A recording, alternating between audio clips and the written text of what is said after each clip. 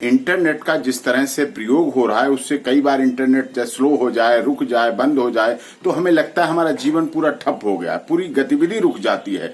तो ऐसे समय में जो आजकल जो इंटरनेट का बढ़ रहा है आगे, तो नेक्स्ट जनरेशन के लिए इंटरनेट का एक 5G का चल रहा है कि 5G को बढ़ाया जाए और दूसरे देशों समेत आज इसको 5G का जो प्रयोग कर रहा है उसका विरोध हो रहा है। पूरे देशों में, पूरी दुनिया में इसका विरोध हो रहा है क्योंकि मोबाइल कंपनियां 5G स्मार्ट की बिक्री भी शुरू कर चुकी है भारत में और अन्य देशों में भी। और एक वर्ष मतलब 2018 में कहेंगे आप कि गुड़गांव में एक चीनी कंपनी हुई नहीं थी, उसमें 5G का प्रयोग भी किया और आगे प्रयोग किया गया। अब इसमें हमने संज्ञान लिया है इसमें कि इंटरनेट यूजर्स की निजता को सबसे बड़ा खतरा है इसके द्वारा। अगर 5G आता है आसानी से हैक किया जा सकता है और इसके बाद ज्यादा बैंडविड्थ की आवश्यकता होती है जिसके लिए टावरों की आवश्यकता होगी। टावर बढ़ेंगे और टावर जितने ज्यादा रेडिएशन होंगे, ये निश्चित मानिए आप, उतना ही ज्यादा जीवन के लिए खतरा बढ़ेगा।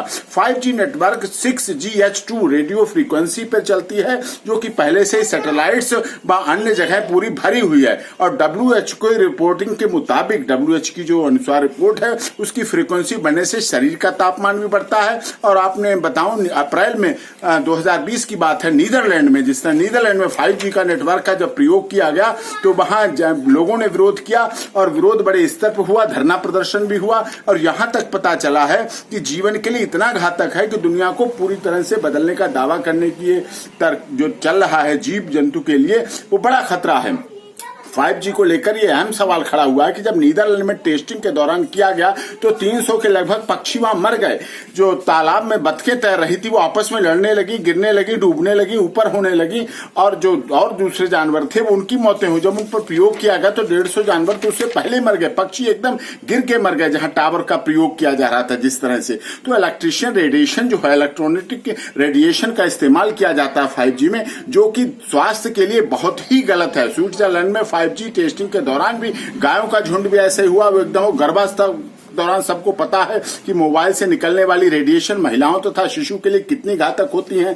और इसके साथ साथ स्वास्थ्य के साथ साथ 5G आतंकवादियों के लिए भी आगे देश की सुरक्षा के लिए भी खतरा पैदा करती है, उनकी भी सुविधाएं बढ़ जाती हैं 5G से आतंकवादियों की। और 5G टावर की टेस्टिंग की वजह से टावर से जो रेडिएशन निकलता है वो हवा में निकलकर हवा को जहरीला बनाता है। 5G नेटवर्क रेडिएशन के कारण घर में हर जगह हल्का सा करंट सबको लग रहा है, सब करंट लग रहा है। इसीलिए मैंने माननीय सर्वोच्च न्यायालय में ये पिटीशन या लेटर पिटीशन लगाई है जिससे इस पे माननीय सर्वोच्च न्यायालय, भारत सरकार और इंफॉर्मेशन टेक्नोलॉजी मंत्रालय के द्वारा इस पर 5G के प्रयोग पर रोक लगाई जाए, इनका प्रयोग ना हो, जिससे ऐसी महामारी ना फैले जिससे हमारी मौतों की संख्या लगातार बढ़ती चली जा रही है। इसलिए हमारी यह याचिका हमने माननीय सर्वोच्च न्यायालय चीफ जस्टिस ऑफ इंडिया को लेटर पिटीशन के द्वारा लगाई।